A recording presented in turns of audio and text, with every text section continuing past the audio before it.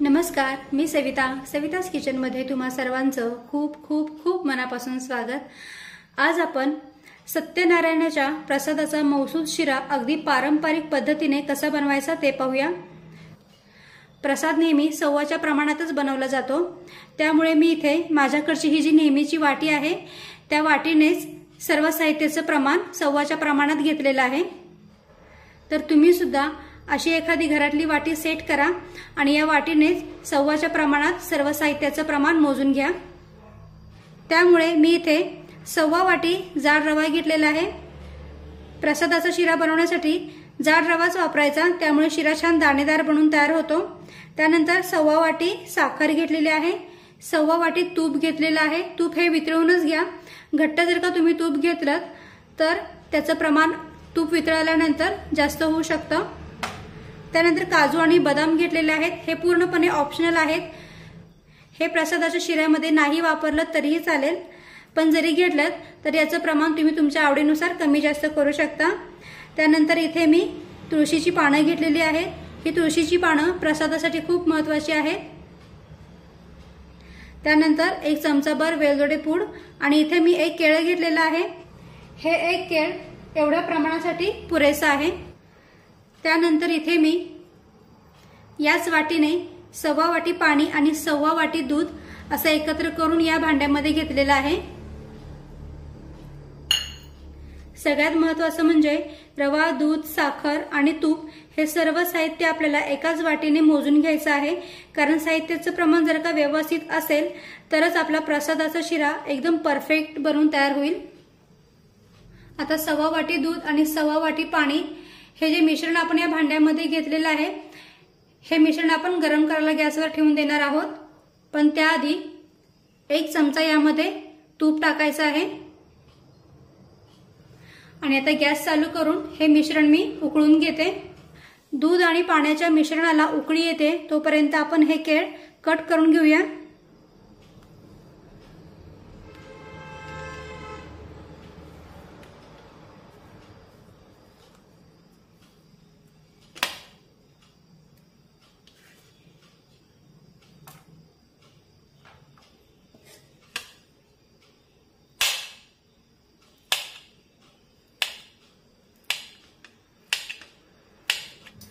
तर इथे मी एक केळ कट करून घेतलेला आहे।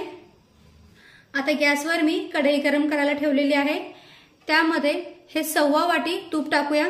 पण संपूर्ण तूप टाकायचं नाही, तर यातले मी 2 चमचे तूप शिल्लक ठेवणार आहे, कारण या 2 चमचे तुपाचा वापर मी नंतर करणार आहे।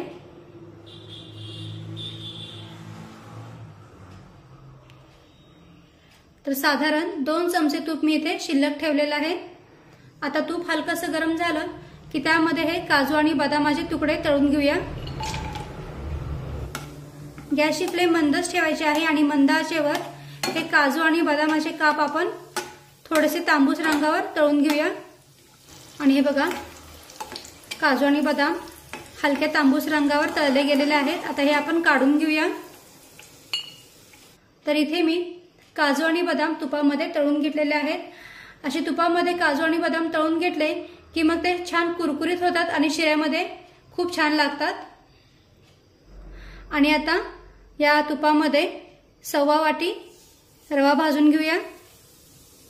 तर तुम्ही पाहू शकता तुपामध्ये रवा छानपैकी फुललेला आहे। तुपामध्ये रवा असा छानपैकी फुलला की मग आपला शिरा सुद्धा छान मोकळा आणि दाणेदार बनून तयार होतो। तर आता गॅसची फ्लेम मंदच ठेवायची आहे आणि मंद आचेवर हा रवा आपण छान सोनेरी रंगावर भाजून घेऊया। गॅसची फ्लेम बिलकुल मोठी करायची नाही, नाहीतर मग रवा करपू शकतो। त्यामुळे अगदी मंद आचेवर हा रवा आपण एकसारखा असा हलवून घेऊ, म्हणजे मग तो सगळीकडून सारखा भाजला जाईल। गरम गरम तुपामध्ये रवा टाकल्यानंतर तुम्ही पाहिलं की रवा छानपैकी फुलून वर आला।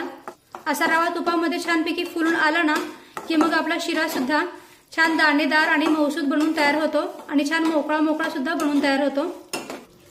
तर आता जवळजवळ 2 ते 3 मिनिटे झालेली आहेत।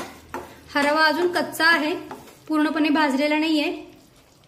आता यामध्ये हे जे केळ्याचे आपण बारीक तुकडे करून घेतलेले आहेत ते टाकूया।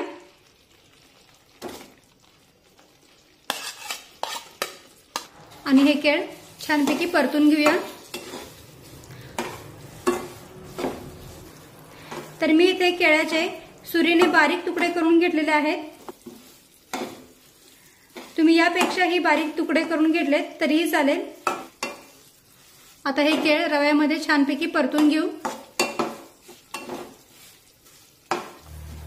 आता केळ परतून झालं की त्यामध्ये हे काजू आणि बदामाचे काप टाकूया। हे सुद्धा रव्यामध्ये पुन्हा एकदा चांगलं परतून घेऊया। प्रसाद बनवताना केळ असं तुपामध्ये परतून घ्यायचं, म्हणजे मग ते अजिबात काळं पडत नाही। पण काही जण काय करतात, प्रसाद बनवून झाल्यानंतर त्यामध्ये केळ मिक्स करतात, त्यामुळे काय होतं, केळ काळं पडतं आणि शिरा हा खूप गिळगिळीत बनवून तयार होतो आणि चवीला पण छान लागत नाही। त्यामुळे प्रसादाचा शिरा बनवताना तुपामध्ये केळ असं चांगलं मिक्स करून घ्यायचं, म्हणजे मग प्रसादाचा शिरा चवीला खूप छान लागतो। तर आता उलटण्याने एकसारखं हे सर्व मिश्रण आपल्याला व्यवस्थित परतून घ्यायचं आहे, भाजून घ्यायचं आहे।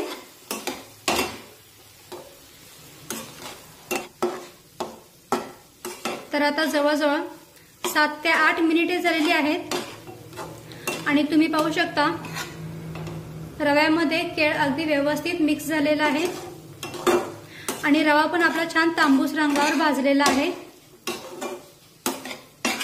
आता दुधाला पण छानपैकी उकळी आलेली आहे।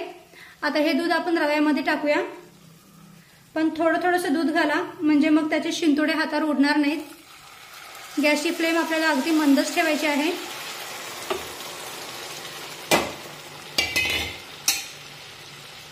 मिक्स करून घेऊया। असं थोडंसं दूध घालायचं।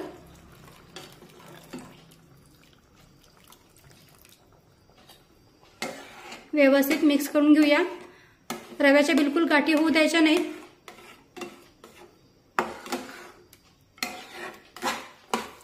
आता तुम्ही पाहू शकता रव्याने सर्व दूध शोषून घेतलेलं आहे। आता कढईवर 2 ते 3 मिनिटे झाकण ठेवून एक वाफ काढून घेऊया।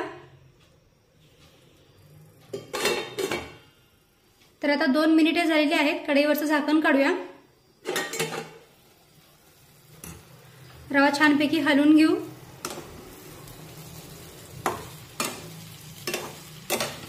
याला व्यवस्थित असं खालीवर करून घ्यायचं आहे।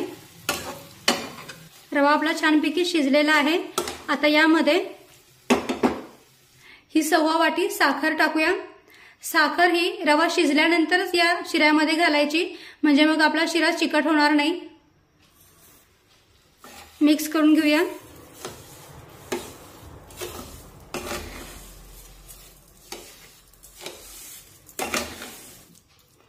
तर तुम्ही पाहू शकता जसजशी साखर या रव्यामध्ये विरघळली तसतसं हे मिश्रण सुद्धा पातळ झालेलं आहे।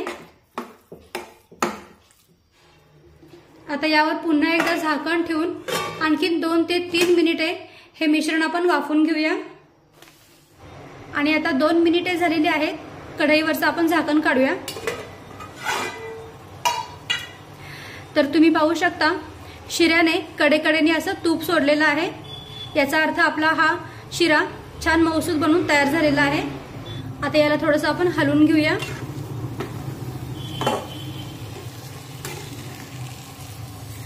असं उलटण्याने हलवताना हा हाताला अगदी हलका जाणवतोय।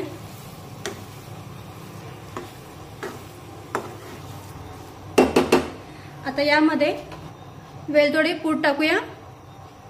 त्यानंतर हे जे 2 चमचे आपण तूप राखून ठेवलं होतं ना, ते सुद्धा यामध्ये टाकून घेऊया, म्हणजे मग शिरा छान मऊसूत बनवून तयार होईल। हलवून घेऊया।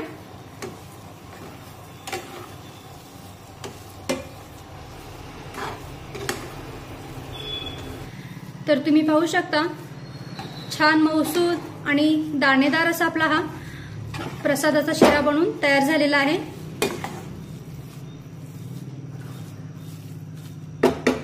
त्यानंतर हे तुळशीचं पान ठेवूया, खूप महत्त्वाचं आहे हे।